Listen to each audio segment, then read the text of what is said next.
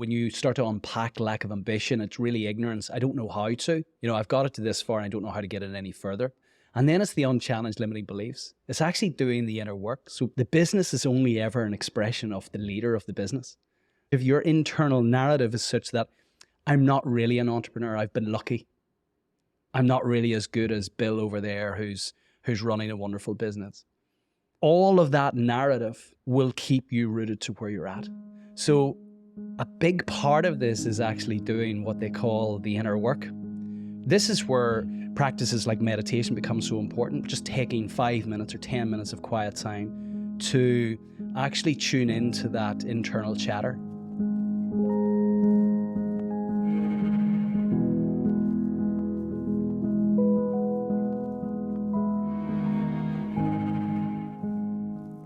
There's this amazing depiction of Walt Disney's business model. And I think it's an image from the 50s or something, but it shows how everything they do is interconnected, right? So they have the movies, which is linked up with the show, which is linked up with the licensing and the radio and the television, and it all funnels back into each other. So it creates this amazing ecosystem, which is fascinating because in some ways that's what they've been doing on repeat, right? They bought Marvel, there is Star Wars, right? Like they kind of just build up all these same things with the business model. So, and if you examine that further, and I can't think off the top of my head Walt Disney's purpose, but everything's anchored back to their purpose. So our purpose is to inspire, connect, and enable ambitious leaders of small and medium-sized enterprises scale with purpose.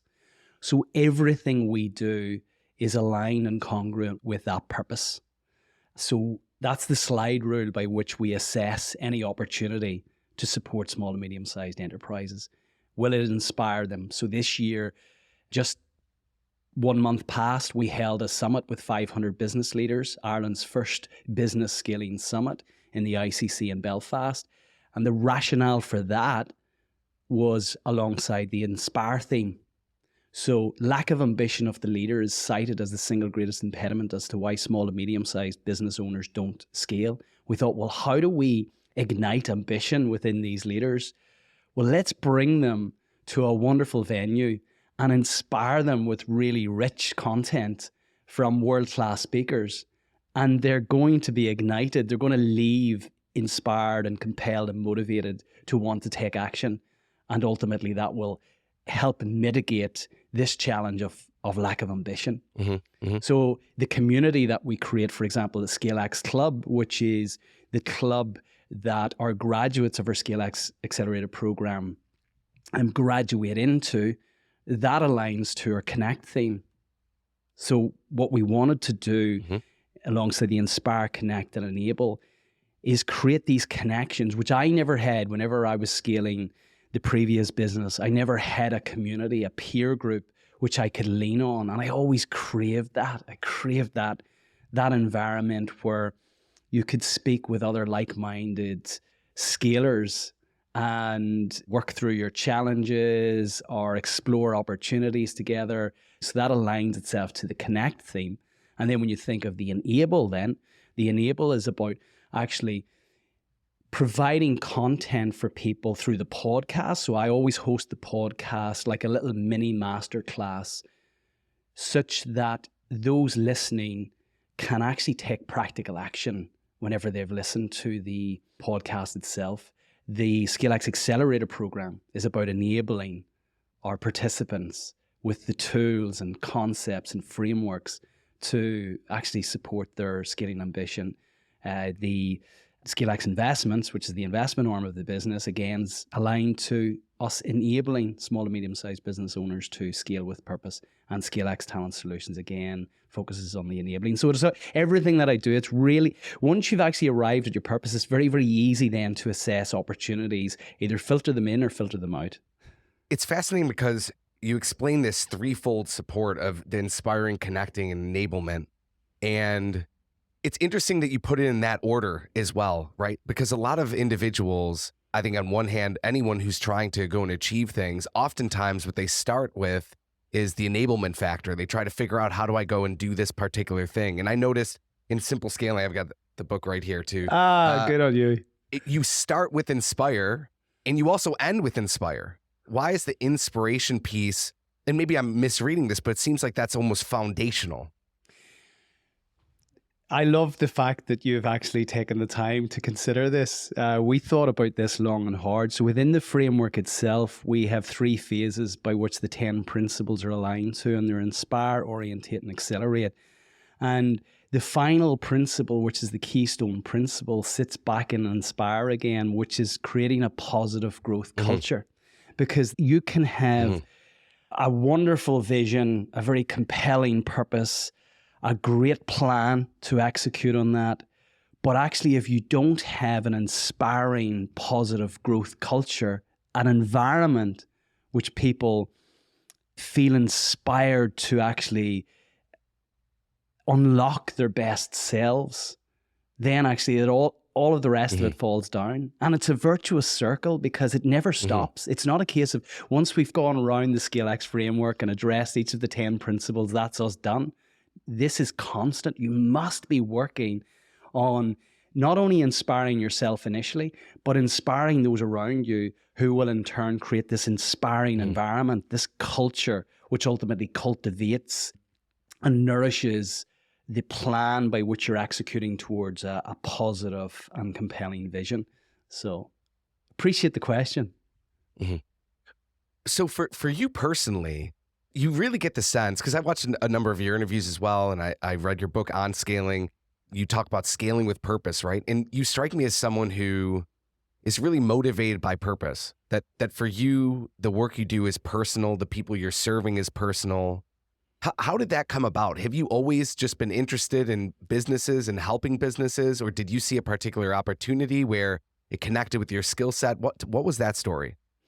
It's a wonderful question, and it can go quite deep, but no, I mean, in my 20s, I trained to be an accountant. So my background was in finance, and coming from Ireland, growing up in the Troubles, I come from a family, neither my mum or dad were educated, but I'm one of 5, and education was seen as a way to get out of the Troubles. So we were all educated to 3rd degree. And I qualified as a chartered accountant. Not that I had any great desire to be a chartered accountant as such, but I wanted a passport to travel. So the chartered accountancy qualification gave me that, and a conduit into business, a way that I could get into business. I always loved business from a young age. And very much in my 20s, it was about carving out a career. In my 30s, it was about building that career. I became CEO of a scaling business. It was just starting its scaling journey back in 2007.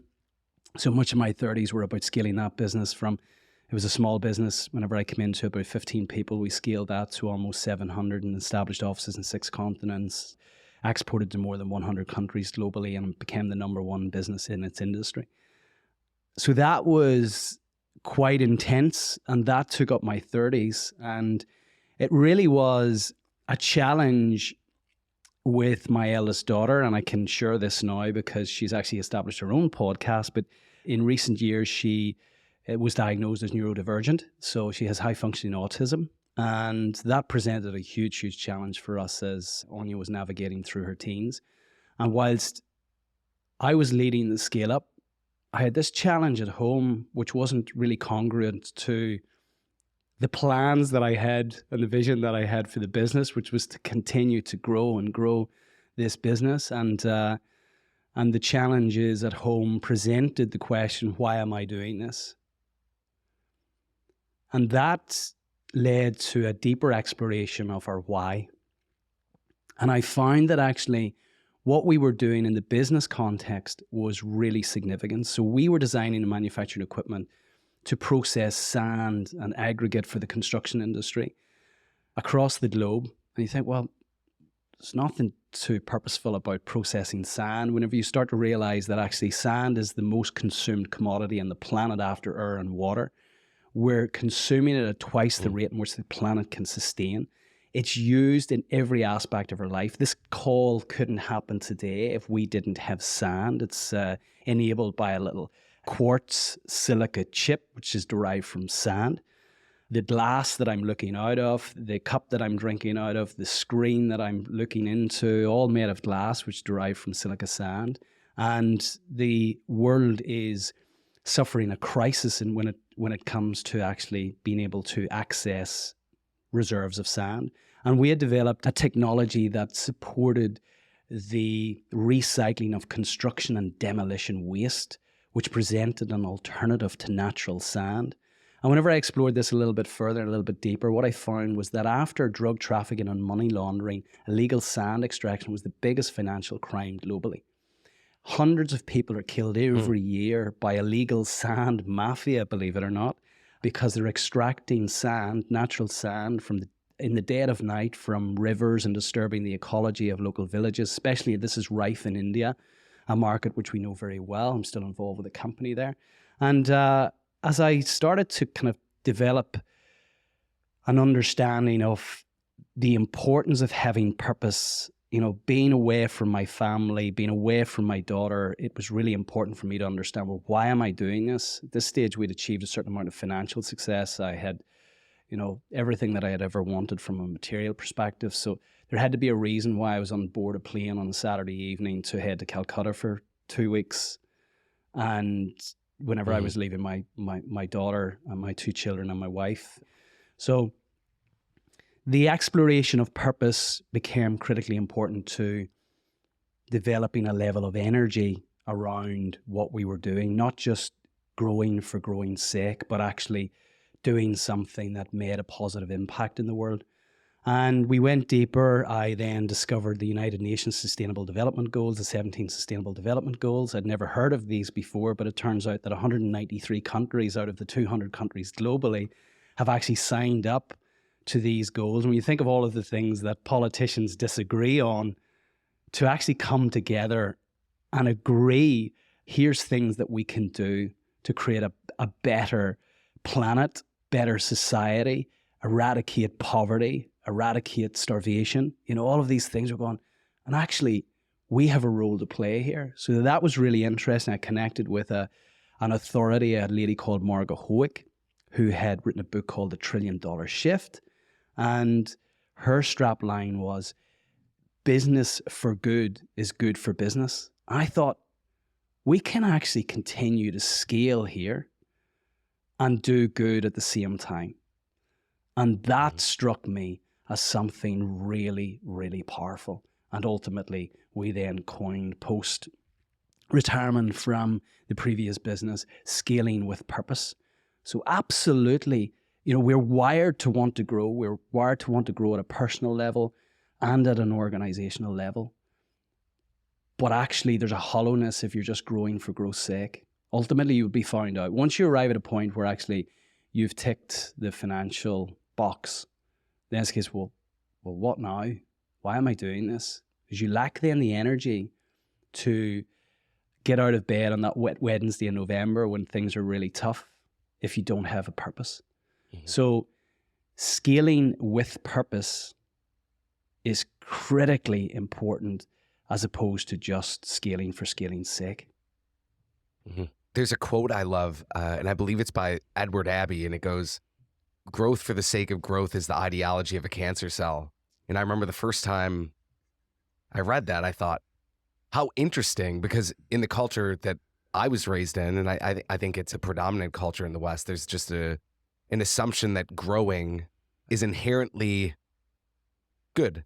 And the problem that can happen with that is that we can sometimes feed something in our lives maybe, or grow a business without necessarily having it anchored to a purpose. I think the purpose piece is really important on one hand, because that inspiration is so necessary to be able to really give of oneself fully. And as I can tell through the work you do, how important the entrepreneur themselves, the founder, the leadership is for enabling the business. It's not just the how, it's really the who. And there's some disproportionate impact a lot of times leaders can have on their whole organization, on their lives, on the futures in many ways of the people that reside within their businesses.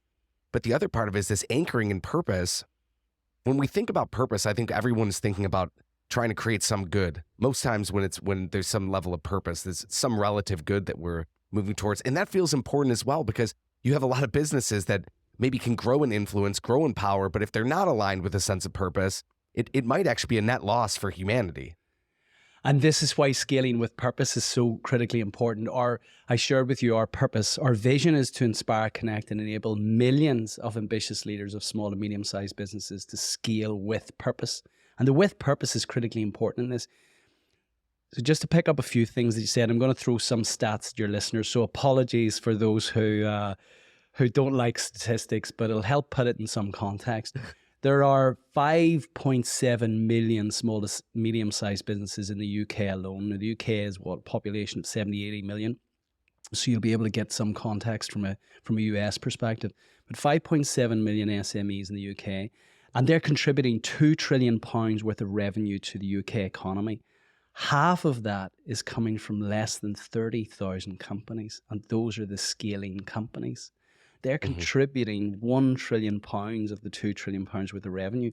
And more than 99% of companies by volume in the UK are small to medium-sized businesses. More than 70% of people who are in the workforce are working for small to medium-sized businesses. So the impact leaders have touches every corner of our society. They create this ripple effect, whether positive or negative. If they're leading consciously with purpose, then their energy, their inspiration, their sense of purpose, their ambition, that's going to be emitted to the people that are in their stewardship for the vast majority of a week, a month, a year. And that energy is going to be then taken by that person, and it will transmit not only to their customers, but actually when they go back home, to their partners, to their children, to their friends, and it just ripples out. And if that's really positive, then that ripple just becomes a positive ripple. And that's where the positive impact to humanity, without overstating what we're doing here, but ultimately, given the fact that small and medium-sized businesses are at every corner. We only have to walk 100 yards and we're going to come into contact with small and medium-sized businesses. You know, if we have 10 of our friends around, 7 of those people are going to work for small and medium-sized businesses. This isn't about the Googles or the Amazons or the Facebooks, the businesses people know. It's about Fred down the road who has 25 people working in a furniture business. Now, Fred, the way he leads will have a direct impact on the lives of those people who come to work in his organization every day.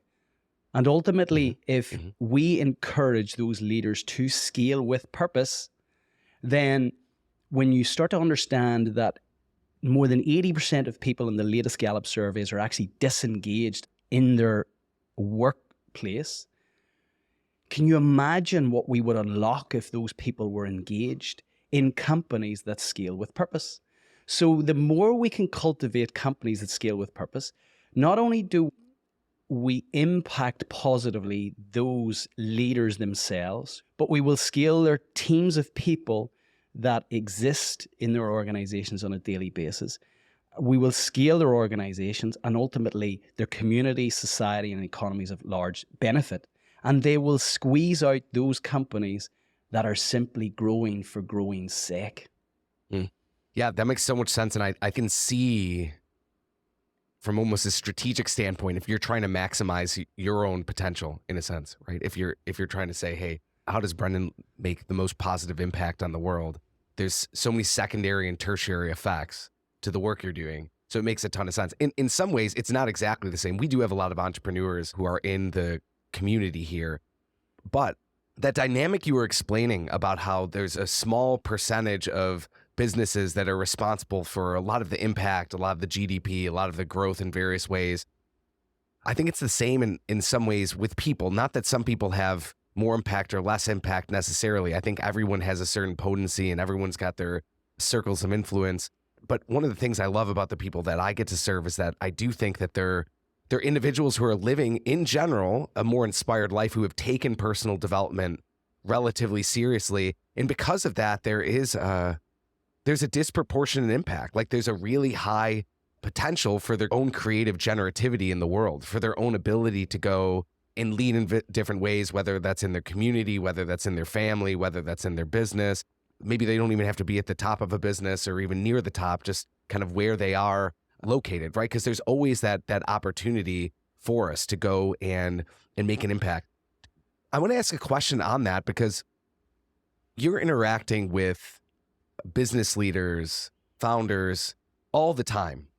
And I imagine just by the fact that you're in the space waving the flag of scaling with purpose, it probably attracts certain people. But do you find a lot of times when individuals come to you, when you're working with companies, do you find that most business leaders are highly aware of their own purpose, either in the business or individually? Or is that actually the primary sticking point that is the thing that leads to a lot of the scaling potential? A lot of the people who are attracted into our world come in initially because they're stuck in their business.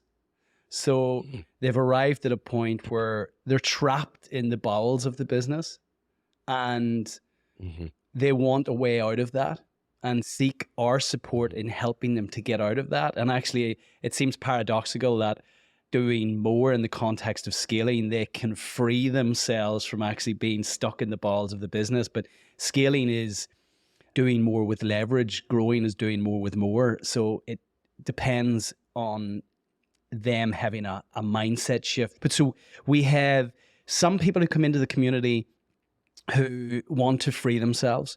We have others who crave the ambition to actually scale their businesses, haven't really thought of scaling in the context of purpose, but actually want to do more and achieve more.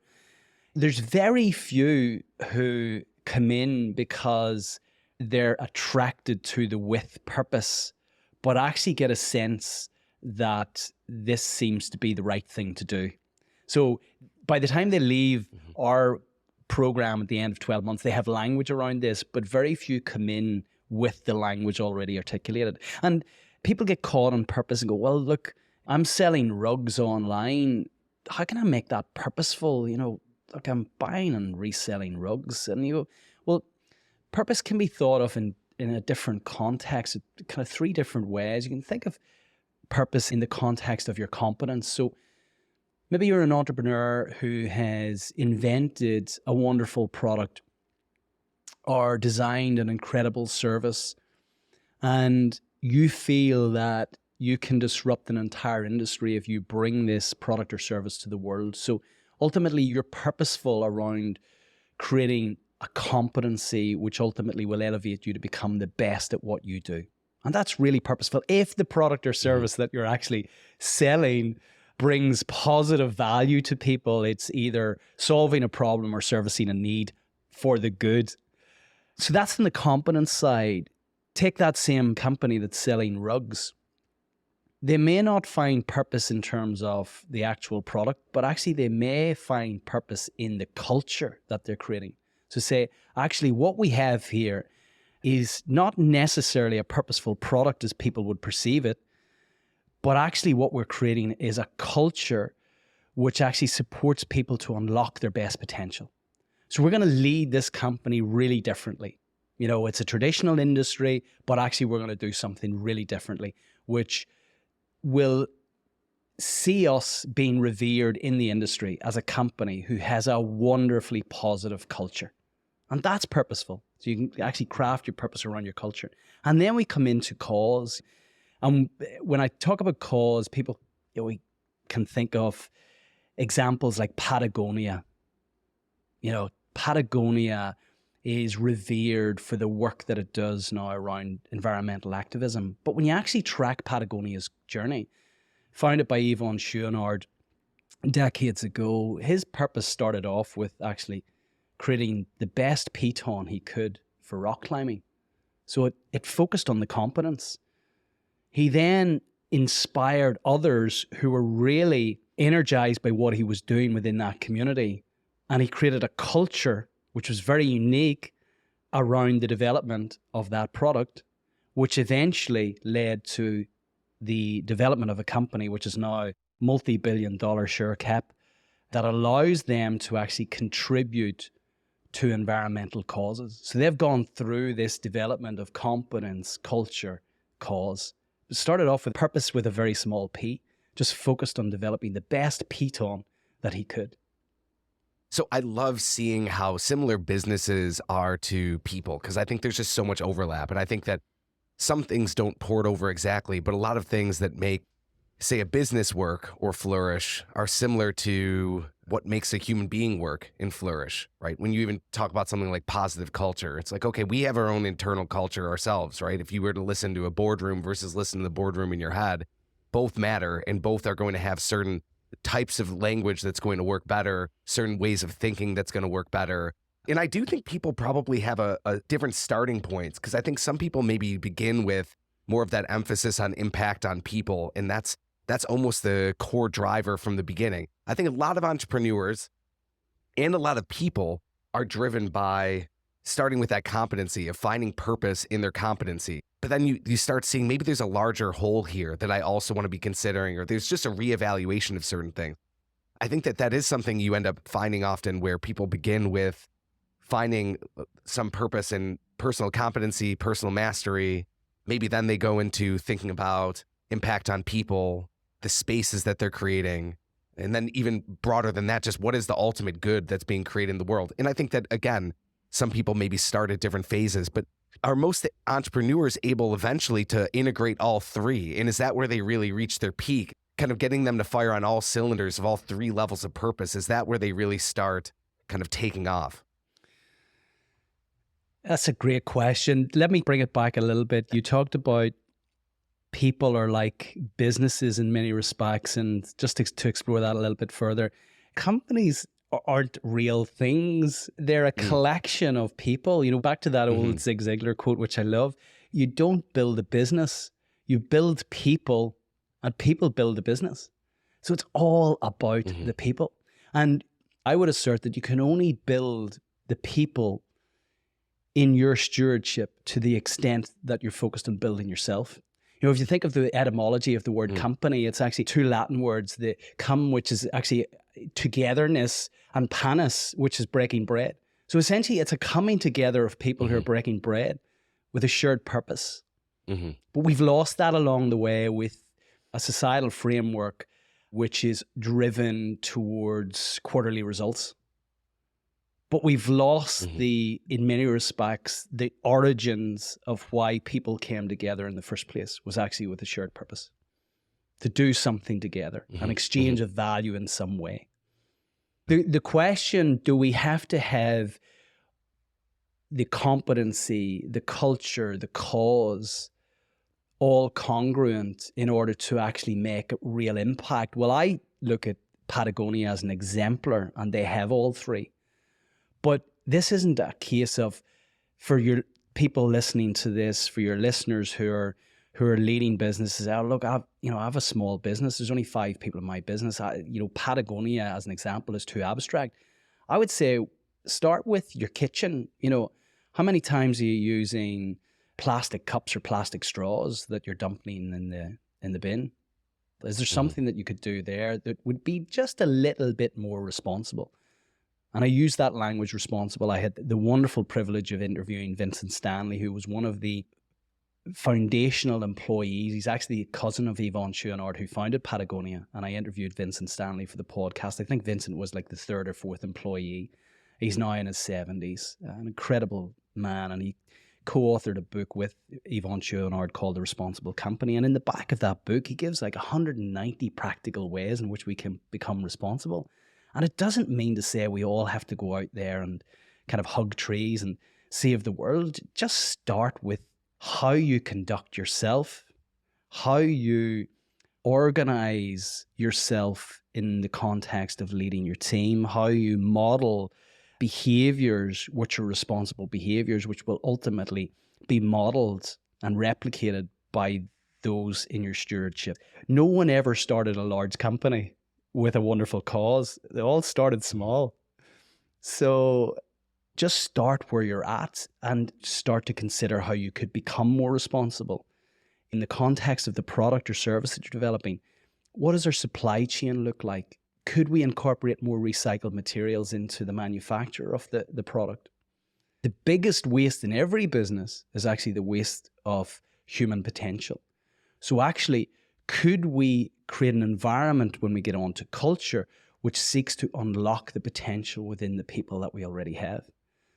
And then maybe we actually build a company such that we become profitable beyond what we'd planned, and we seek to actually contribute some of those profits to causes that we're passionate about or our team are passionate about, put it out to the team. So I think ultimately the focus and the framework of the 3 C's in the context of purpose is important, but I don't want it to be conveyed so abstract that people go, well, that's not for me. Mm-hmm. Yeah, that makes total sense. And it's interesting because this idea of maybe liberating purpose, what you were saying about in a business, often the thing that's the biggest drain or the biggest draw or waste is not really tapping into people's individual potential. And I don't think I've ever actually shared this, but a part of my own purpose or motivation for the Monk Manual, even doing this podcast, is this idea that the people who are attracted into the work that I've participated in, been blessed to be able to participate in, they're good people. They're good people, and they tend to be ambitious good people. And I would say I'm almost naturally empathetic, right? It's like I'm one of those people who it's difficult to watch the news. I just don't like hearing about all the darkness in the world, not because I don't want to accept that it exists, but I don't love that feeling of there's just so much of it, and there's such a sense of my own finitude, my own inability to really address just how many pressing issues there are. So what motivates me is a feeling of, through the work I'm doing, potentially I can go and help individuals liberate their purpose a little bit more, empower them a little bit more, inspire, connect, enable them a little bit more.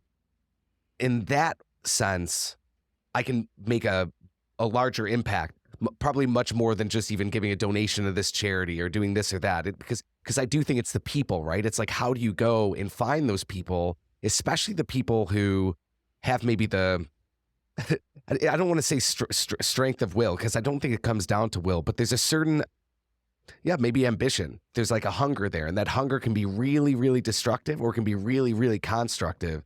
And so that's one of the motivations for me. I want to ask you, as a follow-up to that last point that you were making, from an outside perspective, it's probably easy to think, well, the reason it's not scaling is there needs to be new strategies or there needs to be this or that. But in my experience, a lot of times we're all going through these ongoing growth cycles in our life where it's like a hermit crab that kind of builds its shell of its identity and feels kind of comfortable in there. But then at a certain point, there's kind of growing beyond it and it doesn't feel comfortable as much. And they realize, hey, what's wrong? And you feel stuck because you actually are kind of stuck in this shell that's no longer the right size for you. But what's difficult is anytime you want to go and venture out and change things, reinvent yourself, reimagine what's actually possible for yourself, it's really scary because you're entering into the unknown. You don't know, maybe I will fail. And it strikes me that for a lot of entrepreneurs, any individuals who are trying to scale, one of the difficulties is actually the reimagining of self that's necessary in order to even step into that, because the person who runs, say, a $100 million business is not the same person who runs a $10 million business, because they're not the same company. They're the same. They might be selling the same things, but it is not the same thing. It's like a jet ski versus a cruise liner. It's not the same thing. They're both on the water, but not the same. Do you find that that's a core aspect of the work of kind of helping them to rediscover maybe a greater potential for themselves? Yeah, this is a great question. We assert that you will never scale beyond the framework of your own identity, which is why psyche is the very first principle of scaling. Your own psyche, which is essentially the coming together of your beliefs, your habits, your thoughts, will either empower the other 9 principles of scaling or disempower. The greatest force of the human personality is our desire to stay consistent with our own identity. So ultimately, we spend a lot of time delving into the belief system which the entrepreneurs have. And we've actually defined 4 personas of those who don't achieve scale. And one of those personas is what you're alluding to, the comfort zone warrior.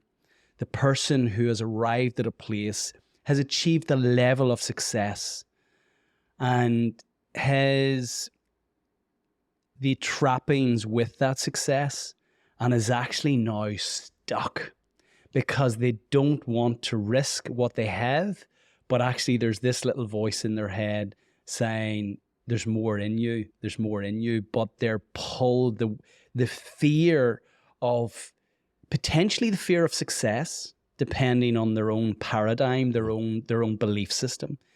The fear of judgment, that they're being applauded in the local community because of their success, and they don't want to risk the accolades that they're currently getting because of the perceived risk of scaling this further.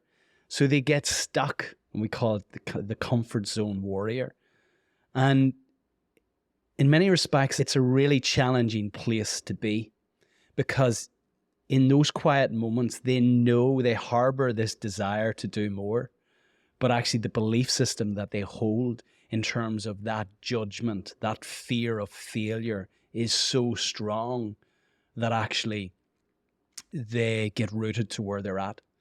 So once you start to challenge those limiting beliefs, and certainly we would assert that ignorance and unchallenged limiting beliefs, when you start to unpack lack of ambition, it's really ignorance. I don't know how to. I've got it to this far and I don't know how to get it any further, which is where the ScaleX framework comes in, because it's actually a roadmap, a how-to roadmap.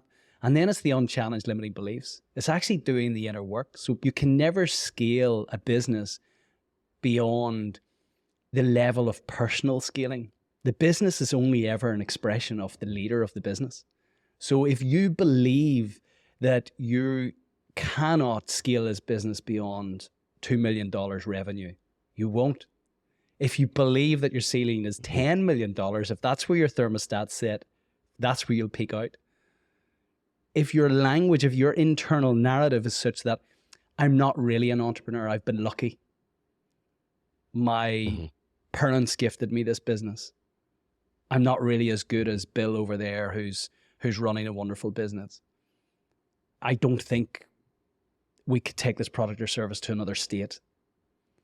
All of that narrative will keep you rooted to where you're at.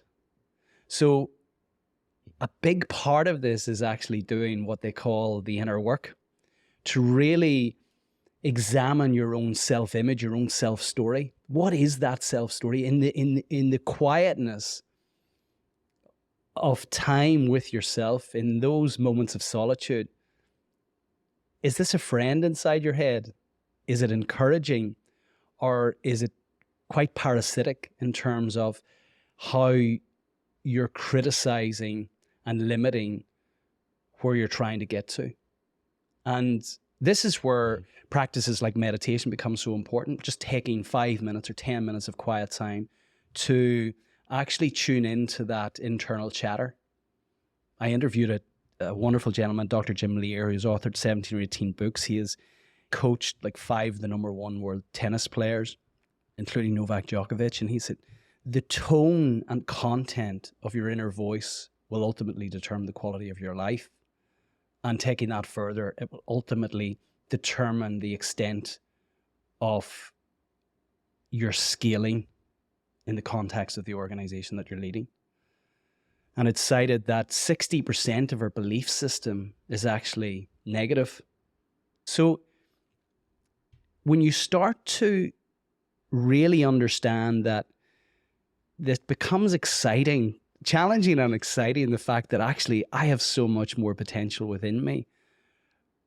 But what leaders tend to do is point the finger that I can't get the people.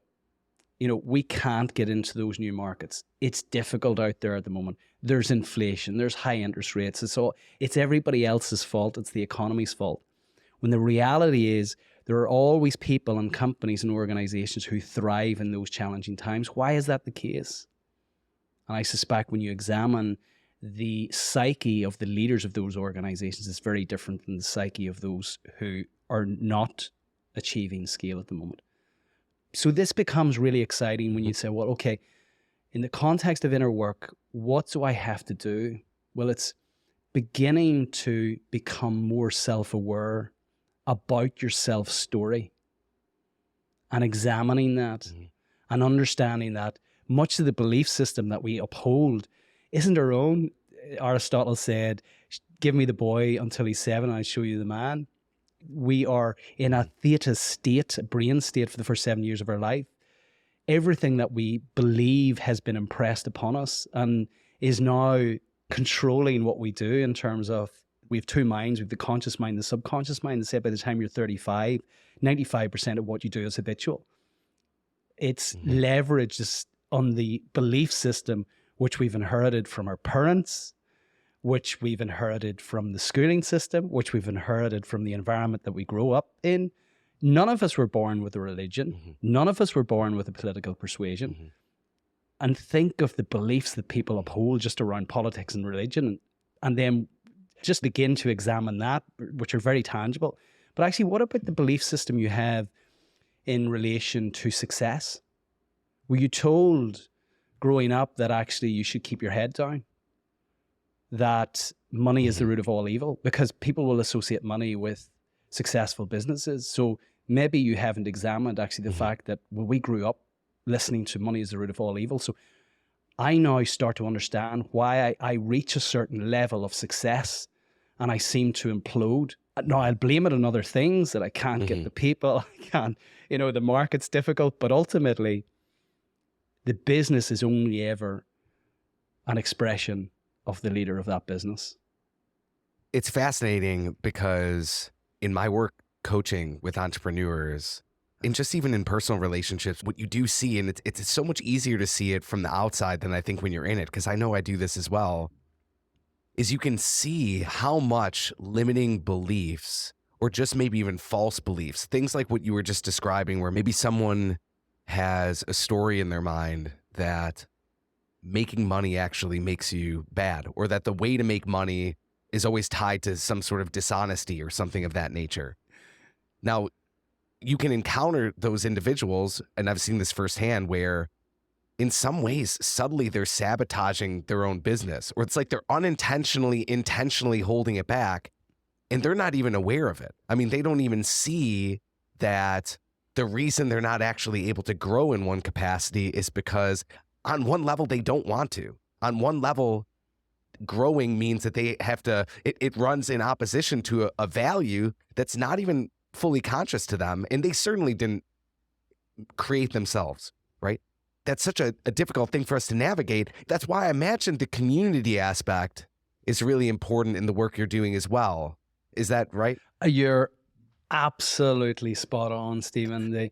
I would assert that it's incredibly challenging, nigh impossible to scale if you're not in an environment that's conducive to scaling. So it's a little bit like trying to become a professional swimmer, having never been part of a swim club, having never had a coach to teach you, to give you feedback on your stroke, to be around other high performing swimmers. How many people have ever won the Olympics having never been part of a club where they have been around high performing people within that discipline? And scaling, again, when you go back to the stats, it's about 0.6% of small and medium-sized businesses are actually achieving scaling. The vast majority of other small and medium-sized business leaders that you'll speak to are really struggling with scaling. So find yourself, if you have a desire to scale, get yourself into a scaling club, get yourself into a community where there are other like-minded leaders who have aspirations to scale, who are talking a language which is about scaling themselves to ultimately scale their teams, which will ultimately scale their organization, which isn't alien to others, because 99% of the people that you speak to, going by the stats, will find the language that you're speaking, if you have a desire to scale, contrarian and conflicting with where they're at. So, and again, you mentioned the point about not listening to the news. I never listen to the news because, again, the news medium is negative. It's always going to be negative. It always has been negative and is not conducive to building confidence, which is required to scale. So ultimately, scaling requires belief. Belief requires confidence, and confidence needs evidence. And what a community of people will do for you is actually showcase to you the evidence that suggests that actually you can scale your business. Take our program this year. Prior to one business leader coming on, I had a conversation. I knew this person had a desire to come into the community, but was reluctant. There was a number of conversations that didn't really stack. It was probably the third conversation in when he disclosed to me that he had dyslexia and that he was labelled as disruptive at school, labelled as somebody who was stupid. And his words to me were, I don't feel I'm smart enough to come in to your community, to come into the program with the other business leaders that are there. Mm.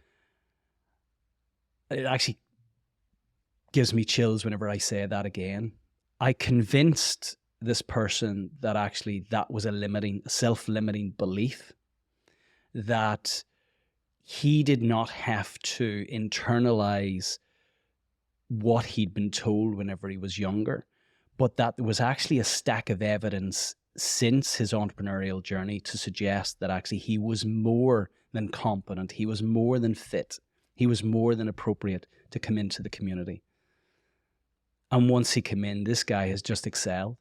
But he had to examine the belief system that he had internalized, that he had held on to, and move beyond that.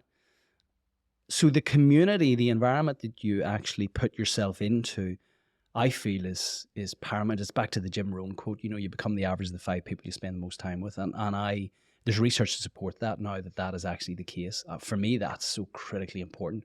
So no one will ever get up from their seat after listening to an hour of the news and say, wow, I feel so inspired to create a wonderful vision for my organization.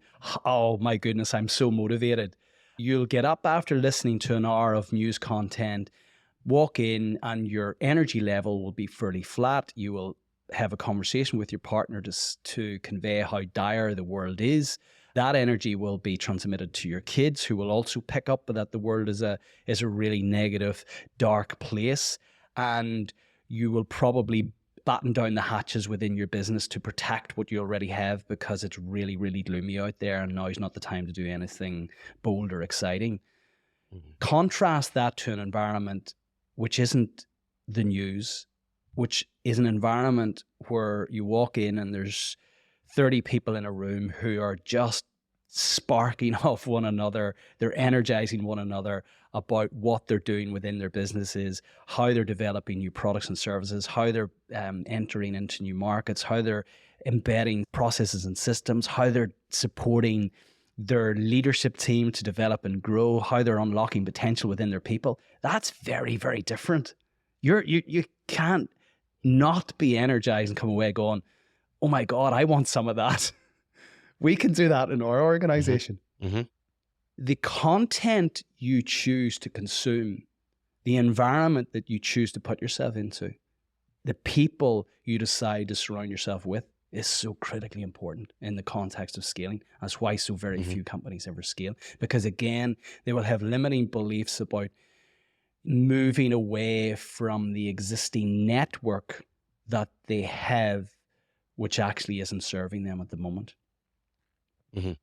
Yeah, I want to take a second to personalize this for people listening, because I know we do have a lot of individuals who are entrepreneurs, business leaders, but there's a lot of people who aren't as well.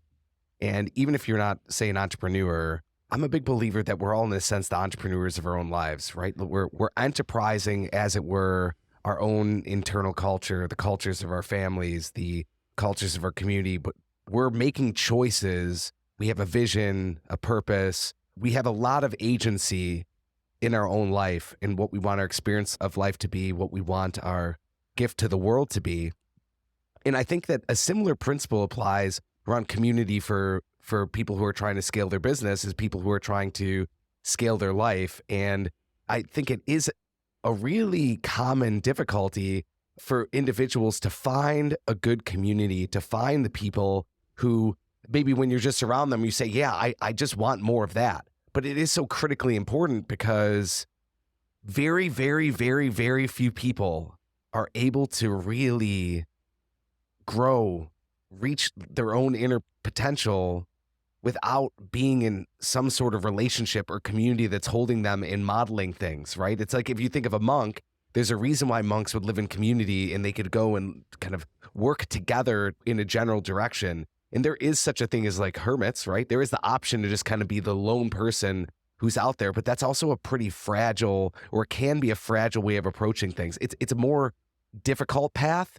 Doing it on your own is a more difficult path. It's usually a slower path. And there's just in general more dangers, ways that you can self-delude. Because the thing about relationships is they're by nature real, right? The people that you're around, it's concrete. They have other data points. They reveal things to yourself about yourself.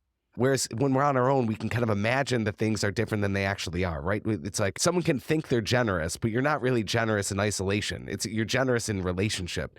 So it all comes down to that practical piece. I want to ask a question about that, because I think sometimes you find high achievers actually becoming individualistic or almost being afraid of community. I've been at events with entrepreneurs and looked around when a presenter's talking and I see everyone with kind of their arms crossed like this, almost like they're very individualistic, or they can be, right? It's a broad stroke to say that.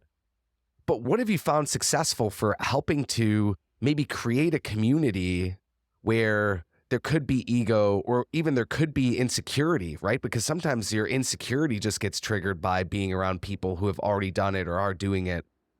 Have you found anything effective to making that community be a place where people feel like they can really bring their whole selves and ultimately get to work? That's a great question. I'm smiling as you say that. I love the phrase, we're all entrepreneurs of our own lives. And I truly believe that we're all the CEO of our own lives. And if you look at the different components of our lives, you've got your physical health, your mindset or mental health, key relationships, and then your business, your finances. So it's examining what great looks like in the context of those 4 pillars. And business success is only one of those pillars, but scaling a business at the expense of your health is futile. For us, it's really, really important that when we encourage people to embark on that journey to summit Scale Everest, as we term it, we want them to do it with a level of joy, flow, and ease, to arrive at the summit having felt tension and challenge along the way, because it's only with that tension and challenge that you're going to experience true growth, personal growth, team growth, organizational growth. And what we want is people to arrive at the summit to having felt challenged but hugely accomplished, because they're a different person at the summit than they were at the base. And their team arrives with them saying, we can't comprehend how we've arrived here. This is incredible. It was really challenging along the way, but we've grown as a team. And everybody, gets around in a huddle, celebrates that, and looks then for the next summit to climb. But if they arrive to the summit of Scale Everest and they're destroyed, they're frazzled, they're a shadow of their former selves, they've dragged their team member and lost some of the team going up the side of the mountain, and their team are looking at them distraught, going, why did you take us up here? It hasn't been worth it. So to actually do this at the expense of your health is really futile. Going back to the question, remind me again, because I went on a sidetrack there, because I'm really passionate about people being the CEO of their own lives and people actually focusing on their health and well-being as the primary pillar by which everything else is, it's foundational, by which everything else is built upon. What was the direct question, Stephen? Yeah, it was, how do you create a community where individuals actually feel like they can maybe most authentically be themselves, that they can deal with the insecurities that come up with being around people who maybe are thriving in ways you're not? So we do something very, very specific. So when people come into the program, I talk about following the map. And the methodology is the ScaleX framework, the 10 principle framework. Our approach is very much one where it's about leading self first before you lead others, before you lead an organization. And the practice is a practice which I've come to uphold as foundational in my own life and profoundly changed my life, which is the Wim Hof method. For those who aren't aware of the Wim Hof method, essentially it focuses on 3 pillars. One is breathing, one is cold exposure, and the third is mindset. Wim Hof is a Dutch extreme athlete, but essentially someone who has overcome a huge amount of trauma in his own life and developed breathing practices, cold exposure, and mindset practices to actually navigate life, as he talks about it, being happy, healthy, and strong. I could dive deep into the science of why we say happy, healthy, and strong, but essentially the breathing practices help reduce inflammation in the body, which actually leads to us becoming healthier. Whenever we go into the cold exposure, it releases lots of dopamine, helps reduce inflammation, releases serotonin, which is a feel-good, which helps us become happier. And strong is really the resilience that we have to demonstrate, the practice of getting comfortable with being uncomfortable, which is a metaphor for scaling in itself, to actually decide to get into an ice bath. So I know there's lots of stuff on YouTube there, and doing ice baths is all very cool at the moment, but actually the practice of being intentional about getting into an ice bath helps develop the resilience muscle, helps develop this mindset where you can do hard things in the context of scaling, where you actually get comfortable with being uncomfortable. So your question is, how do we arrive at a point where, you've lots of these high profile entrepreneurs coming into this beautiful estate in the first few workshops, and beautiful cars in the car park, everybody immaculately dressed. How do you arrive at a point where we kind of get beyond the egos? And we all have an ego, but to get beyond that, where we actually get to the true, authentic leader themselves? Well, whenever you put a group of people in their swimwear standing in front of an ice bath, I can tell you the ego drops very, very, very quickly. And whenever a group do that together, they've gone through the breathing practice together, and they've shared a bonding experience in the context of actually doing the ice together, the ego mask just disappears.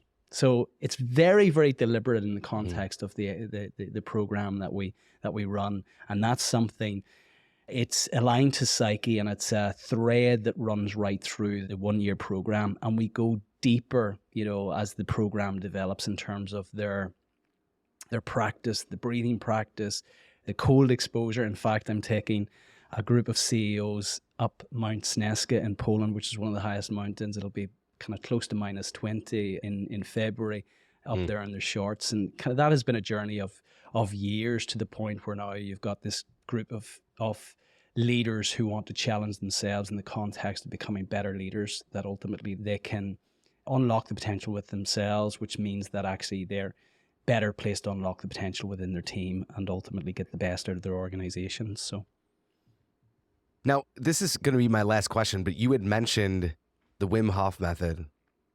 Other than that, other than the cold exposure, the breathing, are there any particular habits or practices that you found is kind of maybe like keystone habits or aspects of your life that are just really foundational, that you've come to realize as you've grown, as you've gone from one hermit shell to another, I imagine multiple times? And I even get the sense that in real time, right, that's part of who you are, right? That you're always growing a bit, right? Cycling a bit into that next iteration.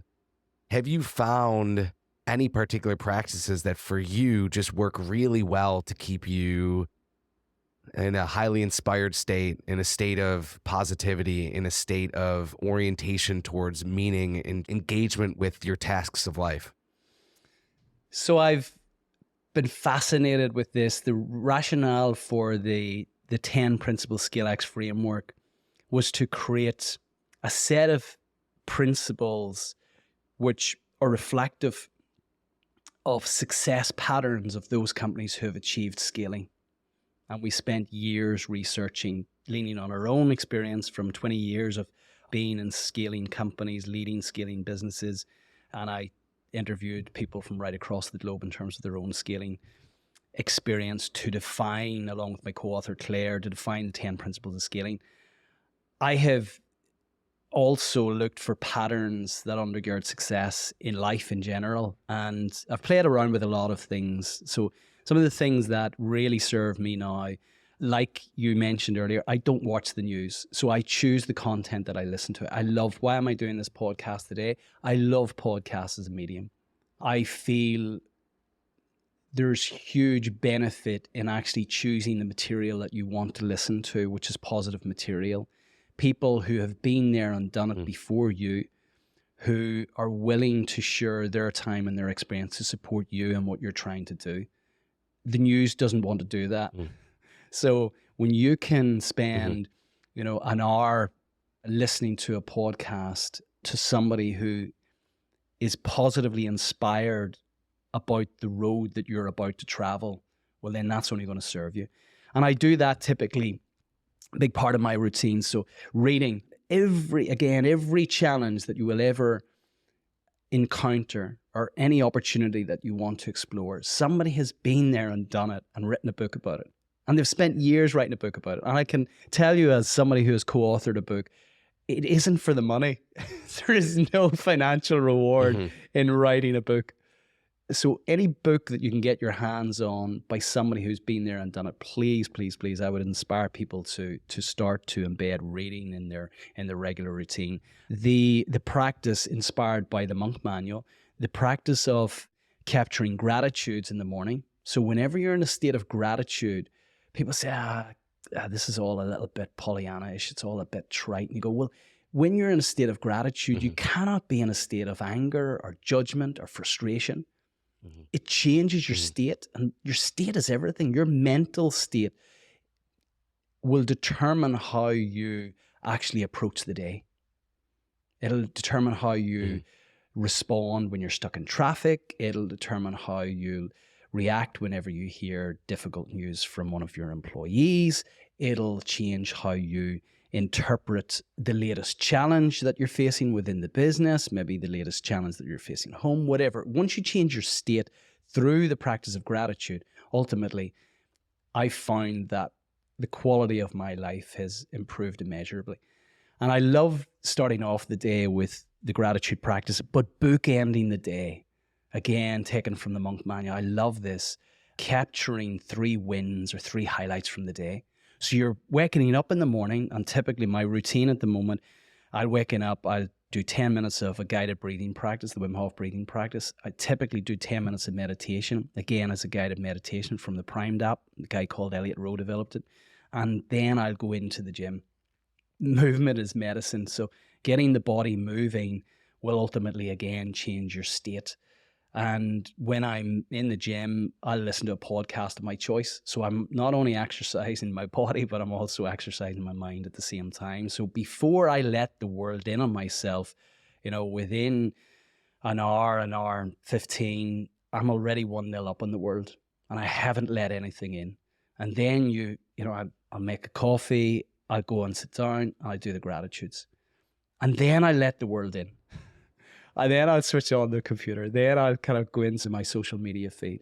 But already I'm in a great state to receive that, as opposed to, I can respond to that as opposed to react to being the puppet to somebody else's agenda for that day. I can set my day. Another great practice from the Monk Manual is actually setting your 3 priorities for the day. What is it that I want to achieve, which at the end of the day would make this a great day?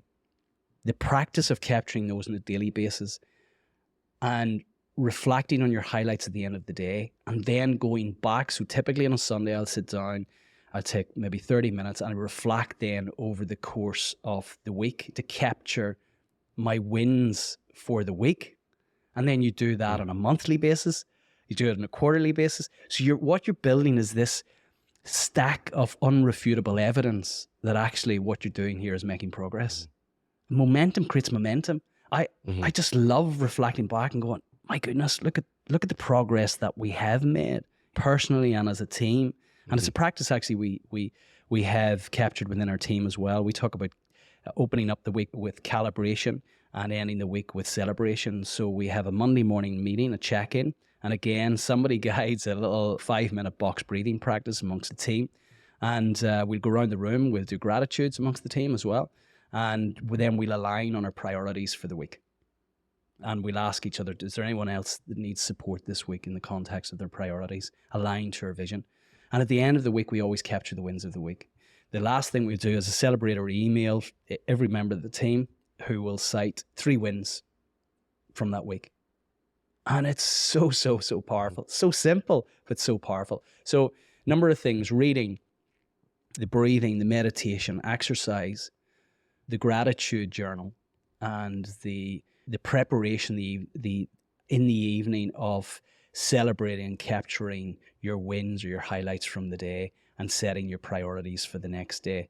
Again, I find this so critically important, and I've written an article before on things that make good sense, just generally. SENSE is an acronym for sleep, exercise, nutrition, self-care, and the E is the environment that you put yourself into. So we could do a podcast alone on routines and rituals and practices, Stephen, but hopefully that gives you a sense of what has served me. Yeah, no, that's really helpful. And I'm sure we could. I want to preempt something where I can imagine some people who are maybe listening, just given their circumstances of life, they think about your routines in the business and even personally and think, oh, that's great, but maybe I can't afford that amount of time to do these sorts of things. It's funny because when you hear it and you're like, oh, 10 minutes for meditation, 10 minutes for breathing, 10 minutes, and then you're exercising too. And there's a lot of practices that when we're doing them, or maybe from an outside perspective can seem like a luxury until you really start doing them and you realize that it just completely transforms your ability to actually move forward in life, right? We have this illusion in our mind that we're limited by time, and we are limited by time, but often we're actually limited by inspiration, by energy, by engagement. It's not specifically time. We waste a lot of time. We spend a lot of time trying to control things. A lot of time is not well spent. So the things that Brendan is explaining, extremely pragmatic. Well, let me just gift the listeners with 10 weeks that they didn't have prior to this call, 10 full weeks. So there's 365 days in the year. Now, what I've chosen to do is to go to bed 1 hour earlier at night, because I found that the hours after kind of 9 o'clock for me, and this is just a personal choice, were junk hours. Tended to have kids in bed, and I would find myself sitting in front of the TV, flicking through stuff that really I had no interest in. It was just mindless scrolling, maybe sitting with a laptop on my knee at this stage of night. I'm not being productive at that point. So I decided to gift myself and take back one of those junk hours and invest that in the morning. So I've actually swapped out an hour in the evening for an hour in the morning, which translates to 365 hours a year, which is essentially 10 working weeks that I've gifted to myself, that I've decided to invest in myself. It's just a time swap. I've made a choice that I don't want to sit late at night and watch the news before I go to bed. I don't want to scroll on the TV. I don't want to scroll on my phone. I'd rather go to bed a little earlier, maybe read for 10 minutes, do my journaling, and actually get a good night's sleep, which allows me to get up an hour earlier in the morning and do the routine before the rest of the world wakes up. Invest that time in me, back to leading self first, which ultimately has a positive impact on the others that come into contact with me, and ultimately, hopefully, the organization that we're leading now, which is Simple Scaling. I'm a parent. I have 3 teenagers. It's a busy life. It's not a case of, well, that's fine for him. He's not married. He's not, I can empathize with everyone who is leading a busy life, but ultimately this is about choice. Somebody said to me before, life is about the C between the B and the D. Life is about the choices we make between birth and death. And everyone has the same 24 hours a day, but ultimately it's what you choose to do with those 24 hours, which I feel will ultimately determine what you achieve in life. And we all have that choice. I just choose to not spend time scrolling in the evening, and I invest that in the morning, and that has really served me. Brendan, thank you so much. I want to recommend again Brendan's book, Simple Scaling. It's one of those things where from a distance, a lot of us can navigate life and think, well, you know what, I can go on Google, I can go and figure this out on my own. And a lot of times you can figure things out, but what we miss is that there's a lot of complexity in actually creating something or engaging things where someone's just done the hard work of taking what's complex and making it simple can be a gigantic gift, and it can help propel us forward so fast. So if you're a business owner, if you're a business leader, or if you're just interested in trying to take some of the principles that you find work in businesses for scaling businesses and apply those to your own life, and I promise you, if you're creative, you will see overlap. Definitely check out Simple Scaling. And Brendan, where can people find more about what you're doing and about your work? Sure. Thank you, Stephen. Well, you can go onto our website at simplescaling.com. You'll find more information about the book, the podcast, the program, some of the things that we're up to there. Also, I'm active on LinkedIn, so Brendan McGurgan on LinkedIn. We're on Instagram, TikTok, YouTube, but primarily if you check out the website and then connect with me on LinkedIn, I'd love to hear from your listeners to understand what has resonated with them today. Thank you so much, Brendan. This has been wonderful. Likewise, look, thanks for having me on, Stephen. Take care.